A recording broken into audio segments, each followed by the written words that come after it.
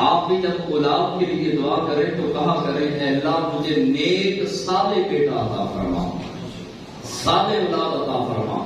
خالی اولاد نہیں مانگنی چاہیے، کیونکہ خالی اولاد مانگی جائے اور اولاد نافرمان ہو جائے تو نا اولاد ہونے کا اتنا دکھ نہیں ہوتا۔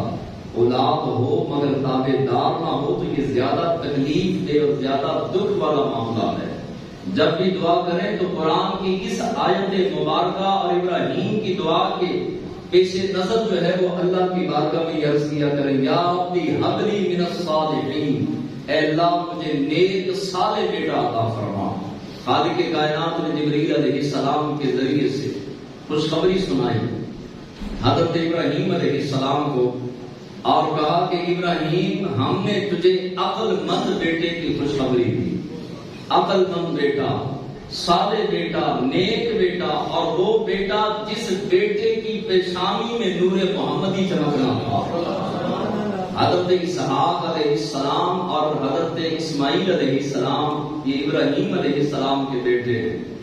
اسماعیل علیہ السلام کی پشت سے صرف اللہ کے حبیب، اللہ کے محبوب تیرے اور میرے نبی ہیں بس، اور اسحاق علیہ السلام کی جو اپنا اولاد ہے اس اولاد میں سے 70,000 انبیاء کم و بیش خالق کائنات نے پیدا کی۔ اسماعیل علیہ السلام کی خوشخبری خالق کائنات نے حضرت ابراہیم علیہ السلام کو سنائی۔ وقت گزرتا رہا، جناب اسماعیل علیہ السلام کی ولادت باسعادت ہوئی۔ حضرت سارہ کے ہاں اولاد نہیں تھی جو آپ کی پہلی زوجہ تھی۔ حضرت سارہ کی غلام تھی حضرت ہاجرہ، آپ نے ہدیہ کیا، ان کے ساتھ نکاح کیا تو حضرت ہاجرہ کے بدن مبارکہ سے حضرت اسماعیل علیہ السلام کی ولادت باسعادت ہوئی۔ حضرت اسماعیل علیہ نبینا علیہ السلام ابھی پیدا ہوئے، کچھ عرصہ گزرا تو حضرت سارہ نے رشک کرتے ہوئے، حسد کرتے ہوئے نہیں، رشک کرتے ہوئے جناب ابراہیم علیہ السلام سے کہا کہ آپ ہاجرہ کو اور اس کے بیٹے اسماعیل کو کہیں دور چھوڑا ہے، کیونکہ آپ کی توجہ مجھ پر کم اور ان پر زیادہ ہو چکی ہے، لہذا کہیں دور۔ یہ اللہ کی منشا تھی، خالق کائنات کا حکم آنا تھا، اس وجہ سے حضرت سارہ نے کہا۔ حضرت سارہ رضی اللہ تعالیٰ عنہ نے حضرت ابراہیم علیہ السلام کو کہا کہ آپ بیٹے اور اپنی بیوی ان دونوں کو کہیں دور کسی جنگل میں بیابان میں چھوڑ کر آئیں۔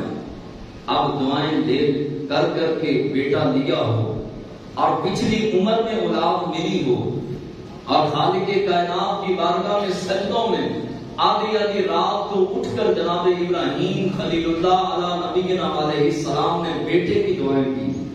اب بیوی نے جب یہ کہا تو ابھی آپ سوچ ہی رہے تھے کہ خالق کائنات کی جانب سے جبرائیل علیہ السلام حاضر خدمت ہوئے اور کہا کہ جو سارہ کی منشا ہے وہی رب کی منشا ہے، آپ ان دونوں کو لیجئے اور ایسے چٹیل میدان میں جو آپ بے آب و گیا ہے، جہاں پہ نہ سبزہ ہے نہ چارہ ہے نہ کوئی درخت ہے، وہ چٹیل میدان جہاں پر آنے والے وقت میں خالق کائنات رونقیں لگائے گا، اس میدان کے اندر آپ چھوڑ آئیے۔ اور جبریل علیہ السلام نے وہ میدان حضرت ابراہیم علیہ السلام کو دکھا دیا۔ جناب ابراہیم علیہ السلام نے حضرت سارہ کو لیا اور حضرت اسماعیل علیہ السلام کو لیا، لے کر سواری پر بٹھایا، چل پڑے۔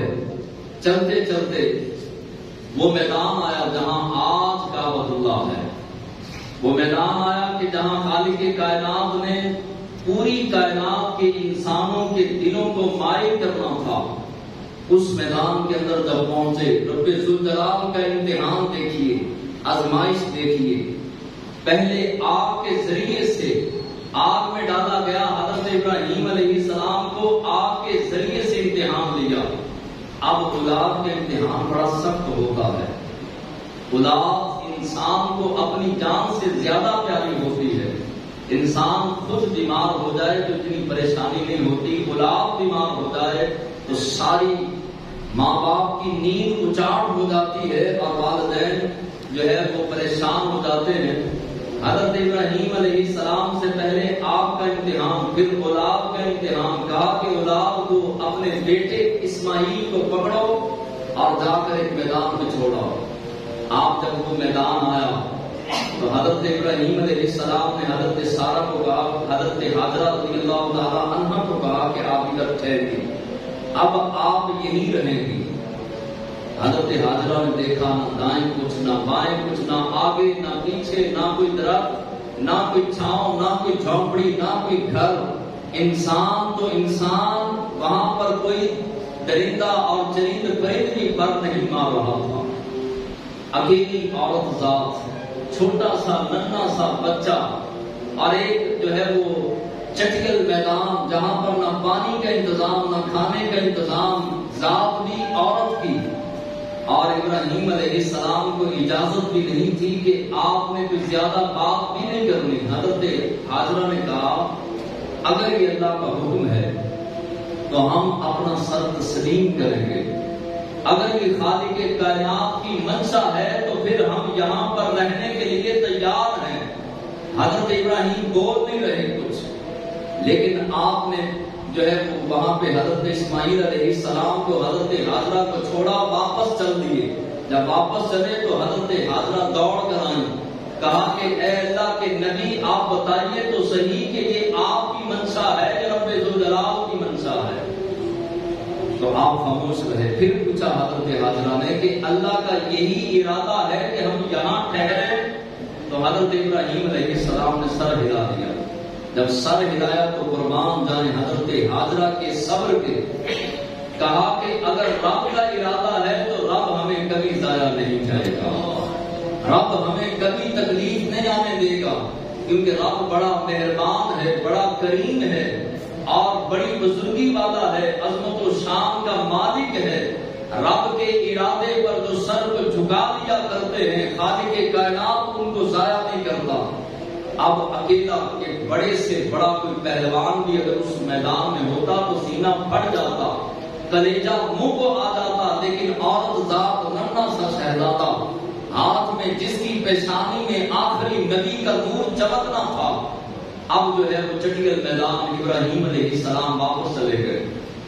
اب حضرت حاجرہ کے پاس تھوڑی سی کھجوریں، تھوڑا سا پانی چند دن میں ختم ہو گیا۔ اب آگ برساتا جو ہے وہ سورج اور عرب کی گرمی، کالے پہاڑ اور ہر طرف جو ہے وہ خاموشی ہی خاموشی، سناٹا ہی سناٹا۔ سویر کو تو معاملہ جو ہے وہ گزر ہی جاتا، رات بڑی مشکل ہوتی۔ حضرت حاجرہ کہتی ہے صبح گزرتی رہی، شامیں گزرتی رہی، لیکن ہمارے پاس کھجوریں اور پانی ختم ہوتا رہا۔ ایک وقت آیا کہ پانی بھی ختم ہو گیا، کھجوریں بھی ختم ہو گئی، پاس آبادی نہیں، پاس کوئی انسان تو انسان، کوئی جانور بھی پاس نہیں تھا۔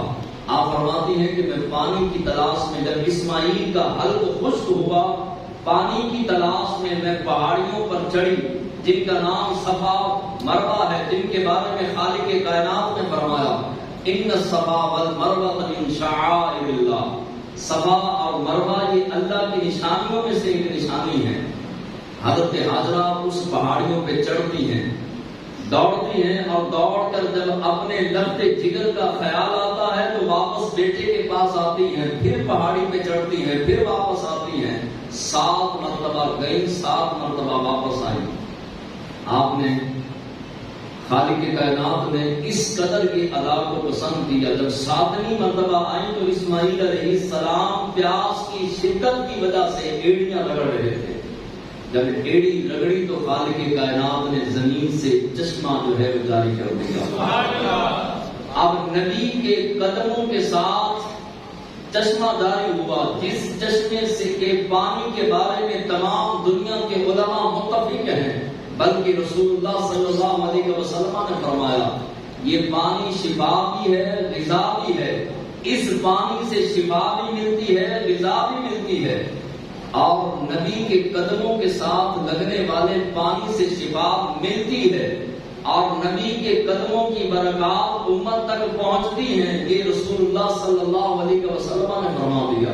حضرت حاجرہ کہتی ہیں کہ میں نے اس پانی کو دیکھا تو دل خوش ہو گیا، کیونکہ اس کے اندر غذا بھی تھی، شفا بھی تھی، اب پانی کا چشمہ جاری ہوا. آپ فرماتی میں نے پتھر کے ٹکڑے لیے اور ایک کنویں کی طرح جو ہے وہ گول دائرہ بنا دیا اور میں نے اس پانی کو کہا کہ زمزم ٹھہر جا, تو وہ پانی ٹھہر گیا. رسول اللہ صلی اللہ علیہ وسلم فرماتے ہیں اگر حضرت حاجرہ اس پانی کو زمزم نہ فرماتی کہ ٹھہر جا نہ کہتی تو وہ پانی اتنا چلتا کہ پوری روئے زمین پہ پھیل جاتا.